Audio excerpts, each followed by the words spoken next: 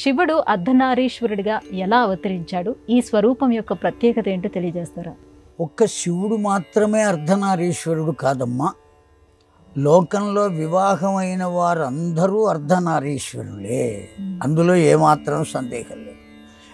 ఆదిదేవుడు శివుడు గనుక శివుడు తాను అర్ధనారీశ్వరుడుగా చూపించాడు. ఎందుకు చూపించాడు అంటే, ఒరే నేను ఒక్కడిని కాదురా, మీరందరూ కూడా ఇలాగే ఉండాలి. లోకంలో వివాహం అయినటువంటి వాళ్ళు భార్యను ప్రక్కనే నిలబెట్టుకుని వెళ్ళగలరు, లేదా స్కూటర్ వెనకాల కూర్చోబెట్టుకుని వెళ్ళగలరు, కారులో వెడితే పక్క సీట్లో కూర్చోబెట్టుకుని వెళ్ళగలరు, ఇంకా ఫార్వర్డ్ అయితే భుజం మీద చెయ్యి వేసి రోడ్డు మీద నడుచుకుంటూ వెళ్ళగలరు. కానీ సగము శరీరాన్ని ఇవ్వగలిగినటువంటి ఫార్వర్డ్ ఎవరు అంటే మనందరికన్నా ఫార్వర్డ్ పరమేశ్వరుడు. భార్యకు తన దేహంలో సగ భాగాన్ని ఇచ్చాడు. కారణం ఏమంటే, వచ్చినటువంటి భార్య ఎటువంటిది? యా దేవి సర్వభూతేషు ఛాయారూపేణ సంస్థిత నమస్తస్యై నమస్తస్యై నమస్తస్యై నమో నమః అనేటువంటి మంత్రం ఉన్నది. ఛాయ, ఆ అమ్మవారే ఛాయ రూపంలో నీ వద్దకు వచ్చిందయ్యా, నీ ఇంటి వద్దకు వచ్చింది అని చెబుతున్నది ఆ మంత్రం యొక్క భావం. ఛాయ అంటే నీడ అని అర్థం.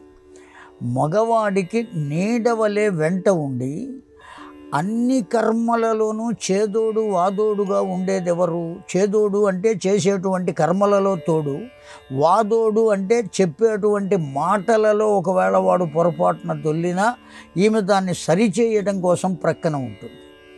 ఆవిడ లేకుండా అతడు మాట్లాడలేడు, ఏ పని చేయలేడు. అంతవరకు సత్యం. ఆ కారణం చేతనే చేదోడు వాదోడుగా ఉంటుంది. అందుకనే ఆమెను సహధర్మచారిణి అన్నారు. ఆమె లేకుండా ధర్మం చేసే అవకాశం ఏ పురుషుడికి లేదుగాక లేదు. ఖచ్చితంగా భార్య ఉండి తీయాలి. చిట్ట చివరకు భోజనం చేసేటప్పుడు ఆ నీళ్లు జల్లుకోవాలి, చుట్టూ నీళ్లు పోయాలి, నీళ్లు తీసుకోవాలి అన్నా ఎవరు నీళ్లు పోయాలి అంటే భార్య పోసి తీరాలి. శాస్త్రం చెప్పిన మాట ఇది. ఇవాటి రోజున పోసేవాళ్ళు లేరు, తీసుకునేవాళ్ళు లేరు.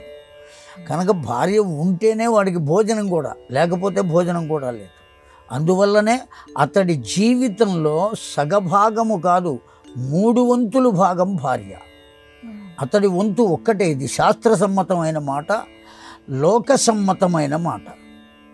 ఆ కారణం చేత ఆవిడ్ని నీ శరీరాన్ని నువ్వెట్లా చూచుకుంటావో ఆమెను అంతకన్నా మిన్నగా ప్రేమించాలి, అంతకన్నా మిన్నగా చూచుకోవాలి అని పరమేశ్వరుడు పార్వతీదేవికి తన దేహంలో సగ భాగం ఇచ్చి లోకానికి చెప్పాడు, నేను ఈ పని చేశాను, మీరు చెయ్యండిరా. అందుకనే లలితా సహస్రనామంలో కామేశ్వర ముఖాలోక కల్పిత శ్రీ గణేశ్వర అనే నామం. ఆ పరమేశ్వరుని అనుగ్రహం చేతనే అమ్మవారు కూడా గణేశ్వరుని కల్పించింది. ఆ అమ్మవారి అనుగ్రహం చేతనే పరమేశ్వరుడు కూడా గణపతిని మరల సృజించాడు. అమ్మవారి అనుగ్రహం లేకపోతే సృజించే శక్తి కూడా ఉండేది కాదు. ఆ కారణం చేత, ఎందుకంటే ఆ శక్తే గనక లేకపోతే ఎవరు ఏ పని చేయలేరు కదా. ఏ పని చేయాలి అన్నా అయ్యా నాకు ఆ శక్తి లేదంటాం. అంతేగాని అయ్యా నాకు విష్ణువు లేడు, అయ్యా నాకు రుద్రుడు లేడు, అయ్యా నాకు బ్రహ్మ లేడు అని ఎవరు అనరు. శక్తి లేదు అనే అంటారు. ఆ శక్తే లేకపోతే ఎవరు ఏమీ చేయలేరు. ఆ శక్తి స్వరూపం నాలో సగభాగం. ఆ శక్తి లేకపోతే నేనేమీ చెయ్యలేను. శివశక్త్యాయుక్తో యది భవతి శక్తః అని శంకర భగవత్పాదుల వారు సౌందర్య లహరిలో చెప్పినటువంటి మాట. ఆ కారణం చేత అమ్మవారు సుఖంగా ఉంటుంది. ఎవరికైనా వారి భార్య అట్లాగే ఉంటుంది అనేది గుర్తు పెట్టుకోవాలి అని చెప్పటం కోసమే పరమేశ్వరుని యొక్క రూపం అలా ఉన్నది అని చెప్పారు.